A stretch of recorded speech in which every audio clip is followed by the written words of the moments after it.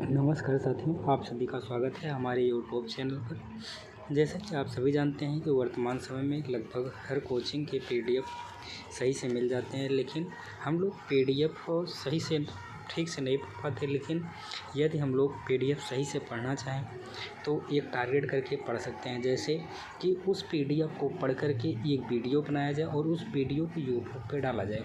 हालांकि यह वीडियो चाहे कोई देखे या न देखे, लेकिन अपने एक टारगेट होगा कि 15 मिनट 20 मिनट हम इस एक वीडियो रोज़ बनाएंगे, वह कंप्लीट होता जाएगा और हमारा भी सब्जेक्ट कंप्लीट होगा। और जो हमारे साथ इस सीरीज़ को देखेंगे उनका भी सब्जेक्ट कहीं ना कहीं कंप्लीट हो।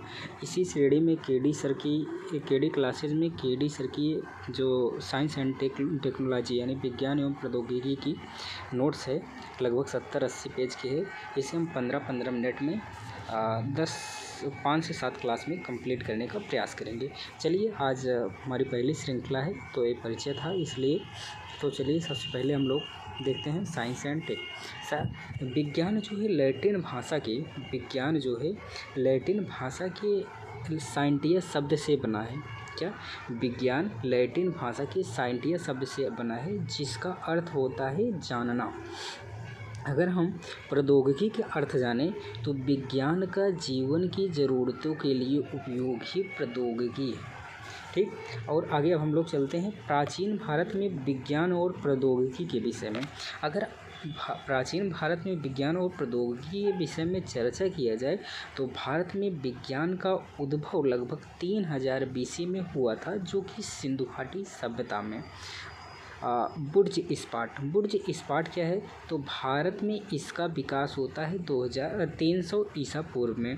यह निर्यात मध्य पूर्व के देशों को किया जाता था। कोडुमनाल तमिलनाडु का एक क्षेत्र है, वहाँ उसे विश्व का सबसे बड़ा बुर्ज इस्पात केंद्र माना जाता है।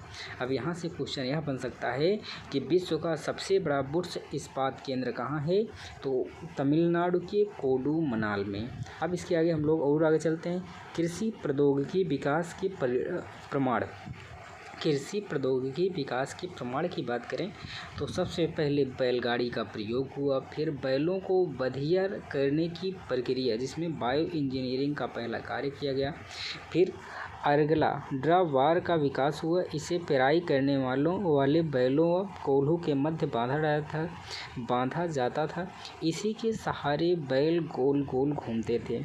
ईंट से बने कुएं के प्रमाण। ढिकली की बात करें, ढिकली मनुष्य के शरीर वजन से चलने वाला कृषि उपकरण था। अगर ग्रैंड अनिकट बांध जो है एक कावेरी नदी पे बना है। उसके बाद तैलोपदयंत्र क्या होता है? तो तेल निकालने वाला यंत्र होता है।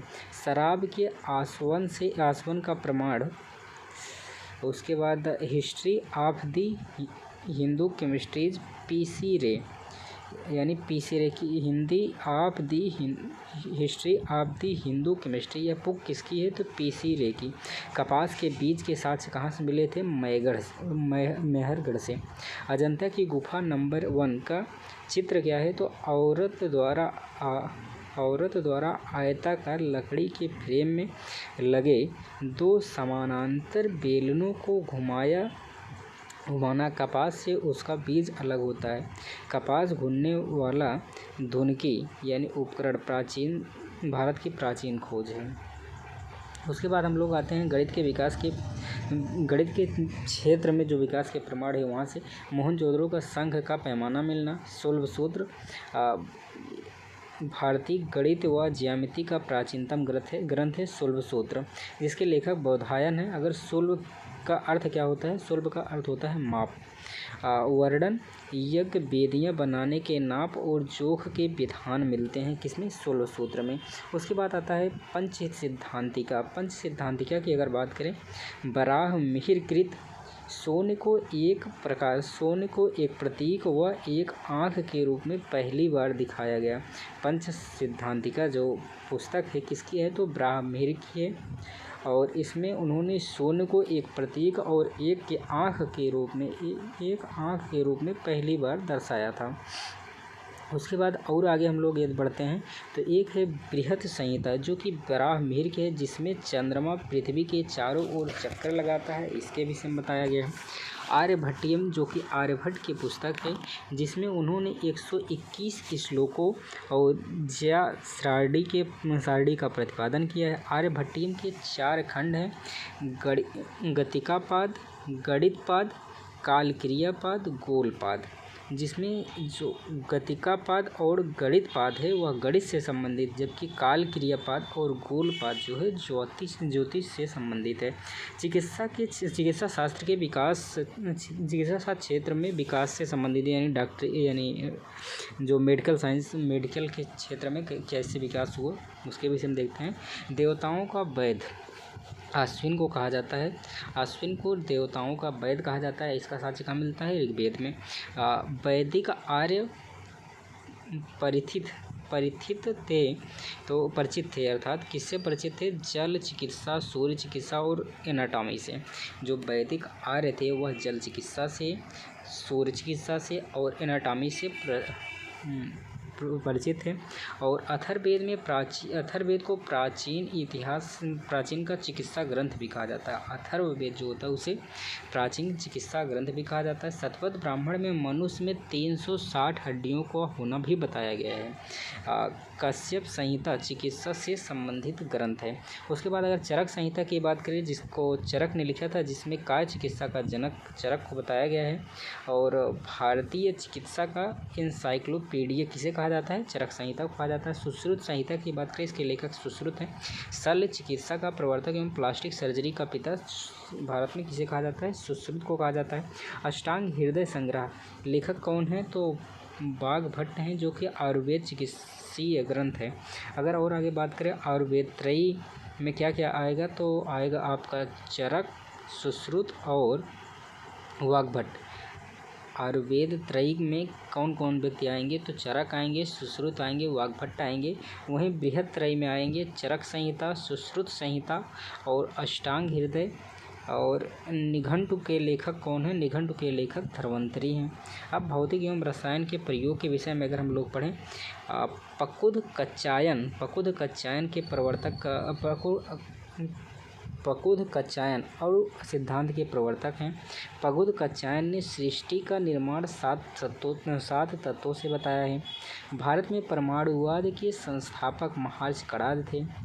तत्व के सूक्ष्मतम व अविभाज्य कण को इन्होंने ही परमाणु कहा था। किसने? पकादु कच्चायन के द्वारा। पकादु कच्चायन ने बताया था कि जो तत्व का सूक्ष्मतम कण है उन्हें परमाणु कहा जाता है। प्राचीन भारतीय रसायन शास्त्र को रस विद्या या प्राविद्या कहा जाता है। और नागार्जुन रसायन का नियम व रस चिकित्सा का आविष्कारक किसे कहा जाता है? नागार्जुन को कहा जाता है।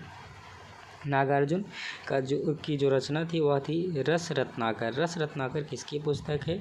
नागार्जुन की है। नागार्जुन ने अत्यंत लंबी आयु प्रदान करने वाली सिद्धावटी का आविष्कार किया। पारा की खोज नागार्जुन ने किया था। और रस रत्न समुच्चय रचना किसकी है? वाग्भट्ट की है। आधुनिक भारत में विज्ञान एवं प्रौद्योगिकी की अगर बात करें, तो भारत में विज्ञान एवं प्रौद्योगिकी की शुरुआत होती है 1940 के दशक से माना जाता है, जिसमें 1942 में CSIR की स्थापना की जाती है। 1938 में नेहरू ड्राफ्ट में भी विज्ञान एवं प्रौद्योगिकी के विकास को शामिल किया गया था। 1962 के भारतीय राष्ट्रीय अंतरिक्ष अनुसंधान समिति का गठन किया गया था। 1969 में इसरो का गठन किया जाता है। और 1948 की बात करें तो परमाणु ऊर्जा आयोग भी बना। वहीं अगर विज्ञान और प्रौद्योगिकी के विकास के लिए भारत में विभाग, शिक्षा संस्थान व आधुनिक प्रयोगशालाओं की अगर बात करें, तो भारत में 6 विभाग हैं। कौन कौन? तो विज्ञान एवं प्रौद्योगिकी विभाग, जिसे DST यानी development of science and technology, और दूसरा का विभाग है वैज्ञानिक एवं औद्योगिक अनुसंधान विभाग, जिसे DSIR कहा जाता है, development of scientific and industrial research. वहीं अगर जैव प्रौद्योगिकी विभाग की बात करें, जिसे DBT कहते हैं, डिपार्टमेंट ऑफ बायोटेक्नोलॉजी। वहीं अगर चौथा है सामुद्रिक विकास विभाग, जिसे DOD यानी department of ocean development department कहते हैं। अंतरिक्ष विभाग को पाँचवा है अंतरिक्ष विभाग, जिसे DOS कहते हैं, डिपार्टमेंट ऑफ स्पेस। और उसके बाद छठवां है परमाणु ऊर्जा विभाग, जिसे DAE यानी डिपार्टमेंट ऑफ एटॉमिक एनर्जी कहते हैं। अन्य महत्वपूर्ण विभाग और मंत्रालय की अगर बात करें तो वैज्ञानिक एवं औद्योगिक परिषद CSIR है। उसके बाद आधुनिक कृषि अनुसंधान परिषद ICAR, भारतीय आयुर्विज्ञान अनुसंधान परिषद ICMR, महासागर विकास विभाग, इलेक्ट्रॉनिक्स विभाग, रक्षा अनुसंधान विकास संगठन, विज्ञान प्रौद्योगिकी मंत्रालय, नवीन एवं नवीकरणीय ऊर्जा मंत्रालय, पर्यावरण वन एवं जलवायु परिवर्तन मंत्रालय, अंतरिक्ष विभाग। वहीं अगर बात करें हम वैज्ञानिक एवं औद्योगिक अनुसंधान परिषद, जिसे CSIR कहते हैं, council of scientific and industrial research, इसका फुल फॉर्म होगा। और उसके बाद स्थापना कब होता है तो 1942 में CSR का अध्यक्ष कौन होता है तो प्रधानमंत्री जी होते हैं। यदि और आगे हम लोग बात करें CSR का उपाध्यक्ष कौन होता है, विज्ञान एवं प्रौद्योगिकी के मंत्रालय, और CSR का मुख्यालय कहाँ है तो नई दिल्ली में। और आगे हम अगर बढ़ते हैं भारतीय कृषि अनुसंधान परिषद, जिसे ICAR, Indian council of agricultural research जिसे कहते हैं। उसके बाद इसकी स्थापना होती है 16 जुलाई 1929 में शाही आयोग के सिफारिश से। अगर भारतीय कृषि अनुसंधान परिषद के किस मंत्रालय के तहत कार्य करता है, कृषि एवं किसान कल्याण मंत्रालय के तहत। और भारतीय कृषि अनुसंधान परिषद का पूर्व नाम क्या था, the imperial council of agriculture research. वहीं अगर और आगे हम लोग बात करें ICAR यानी भारतीय कृषि अनुसंधान परिषद का मुख्यालय कहाँ है तो दिल्ली में। इसका 2 बार पुनर्गठन किया गया था, एक 1965 में, एक 1973 में। ICAR अर्थात भारतीय कृषि अनुसंधान परिषद का अध्यक्ष कौन है तो केंद्रीय मंत्री कृषि संबंधी। अब उसके बाद आता है आपका भारतीय आयुर्विज्ञान अनुसंधान परिषद, जिसमें ICMR इसे शॉर्टकट में कहते हैं। यह नई दिल्ली में है। इसकी स्थापना 1911 में होती है। प्रारंभ इंडियन रिसर्च एंड एसोसिएशन के रूप में किया जाता है। संस्थापक इसके हरकोर्ट बटलर थे। 1949 में IRFA का नाम बदल करके भारतीय चिकित्सा अनुसंधान परिषद कर दिया गया। वित्तीय सहायता स्वास्थ्य एवं परिवार कल्याण के द्वारा इसे वित्तीय सहायता मिलती है। उसके बाद आता है DRDO, defence research development organisation, जिसे रक्षा अनुसंधान एवं विकास संगठन कहा जाता है। इसका आदर्श वाक्य है बलस्य मूलम विज्ञानम। क्या है इसका आदर्श वाक्य, कई बार एग्जामों में पूछा जा चुका है। DRDO का आदर्श वाक्य क्या होता है, बलस्य मूलम विज्ञानम। इसकी स्थापना होती है 1958 में। अगर विलय की बात करें, तकनीकी विकास प्रतिष्ठान, रक्षा विज्ञान संगठन एवं तकनीकी विकास एवं उत्पादन निदेशालय के विलय करके इसे बनाया गया था रक्षा अनुसंधान विकास संगठन को। स्थापना के समय इसमें 10 प्रतिष्ठान या 10 प्रयोगशालाएँ थे। राष्ट्रीय प्रौद्योगिकी दिवस कब मनाया जाता है, 11 मई को मनाया जाता है। राष्ट्रीय प्रौद्योगिकी दिवस कब मनाया जाता है, 11 मई को मनाया जाता है। क्यों मनाया जाता है, क्योंकि 11 मई 1998 को पोखरण सेकंड का सफल अभ्यास ऑपरेशन किया गया था। और इसका आयोजन कौन करता है, राष्ट्रीय प्रौद्योगिकी दिवस का भारतीय प्रौद्योगिकी विकास बोर्ड के द्वारा किया जाता है। उसके बाद आता है विज्ञान एवं प्रौद्योगिकी विभाग, जिसे DST कहते हैं, department of science and technology, जिसकी स्थापना होती है मई 1971 में। अगर इसके लक्ष्य की बात करें, विज्ञान प्रौद्योगिकी गतिविधियों का आयोजन, समन्वय और इसे बढ़ावा देना विज्ञान एवं प्रौद्योगिकी विभाग का लक्ष्य है।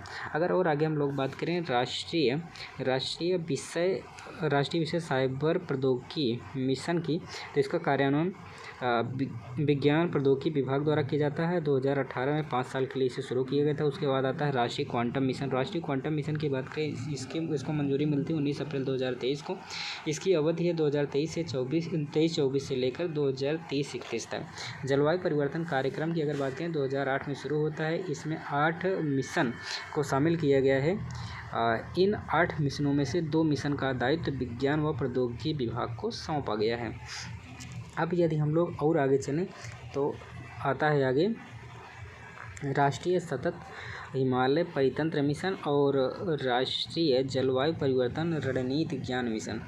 राष्ट्रीय विज्ञान एवं प्रौद्योगिकी उद्यमिता विकास बोर्ड कब बना था? तो 1982 में बना था। विज्ञान प्रसार की अगर बात करें हम लोग, स्वायत्त संस्था थी, विज्ञान और प्रौद्योगिकी विभाग के अधीन यह कार्य करता है और विज्ञान प्रसार की स्थापना होती है 12 अक्टूबर 1989 में। इसका उद्देश्य है वैज्ञानिक एवं तर्क संगत दृष्टिकोण को बढ़ावा देना तथा इसके अन्य कार्य हैं विज्ञान एवं प्रौद्योगिकी संचार के लिए संसाधन सुविधा केंद्र के रूप में यह कार्य करता है। ड्रीम 2047 पत्रिका का प्रकाशन कौन करता है? तो विज्ञान प्रसार के द्वारा किया जाता है। अब उसके बाद वैज्ञानिक एवं औद्योगिक अनुसंधान विभाग की बात करते हैं। वैज्ञानिक एवं औद्योगिक अनुसंधान विकास की अगर बात करें तो विज्ञान प्रौद्योगिकी मंत्रालय का हिस्सा है और 4 जनवरी 1985 को स्थापना होती है। 2026 में इसका 42वां स्थापना दिवस मनाया गया। अब उसके बाद आता है जैव प्रौद्योगिकी विभाग, जिसे डिपार्टमेंट ऑफ बायोटेक्नोलॉजी कहते हैं।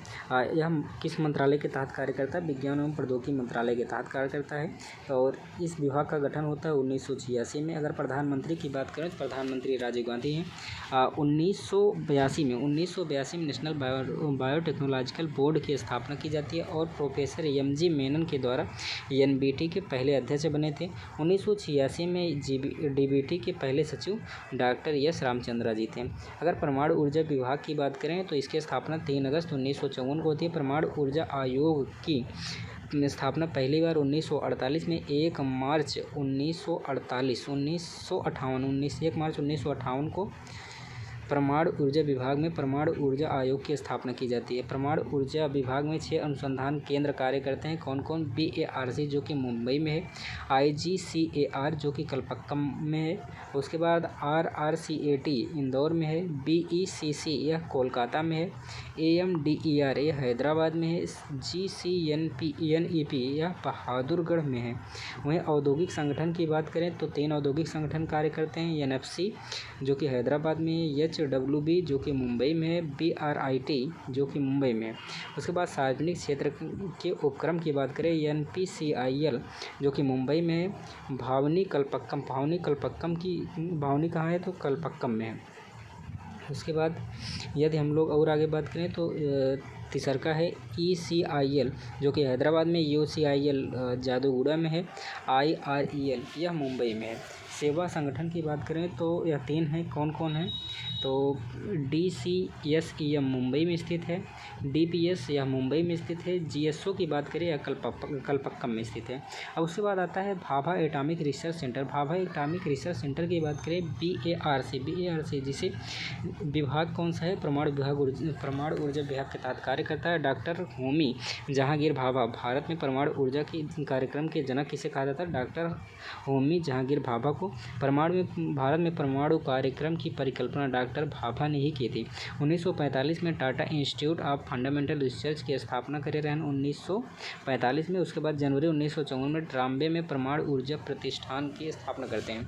1967 में इसका नाम बदलकर BARC रखा जाता है और डॉक्टर होमी जहांगीर भाभा 23 अक्टूबर 1909 से 24 जनवरी 1966 तक, यानी इनका जन्म होता है 23 अक्टूबर 1909 और उसके बाद इनकी डेथ होती है 24 जनवरी 1966।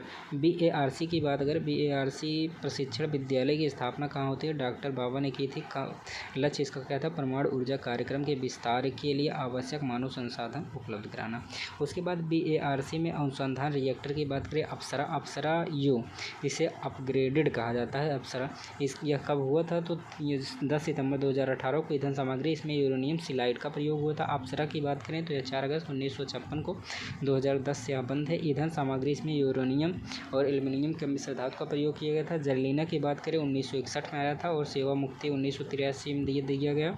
और इसमें कौन सी प्राकृतिक यूरेनियम का प्रयोग किया गया? सीरियस रिएक्टर की अगर बात करें 10 जुलाई 1960 में आया था। कनाडा के सहयोग से निर्माण किया गया था, 2010 में बंद कर दिया गया। ध्रुव की बात करें, तत्कालिक राष्ट्रपति ज्ञानी जैल सिंह के नाम इसका नाम ध्रुव रखा था।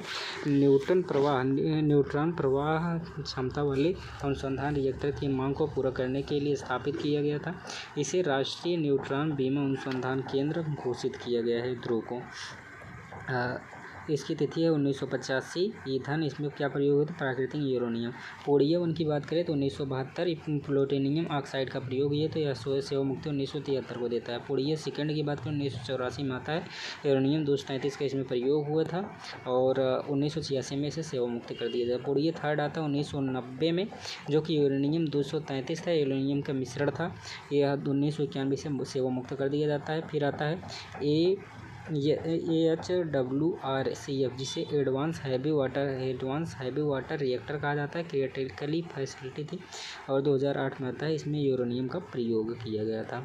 अब आता है IGCAR के बारे में। IGCAR अर्थात Indira Gandhi centre of atomic research, जिसके विषय में हम लोग अगली श्रृंखला में चर्चा करेंगे। चलिए, आप बहुत बहुत धन्यवाद आप सभी को।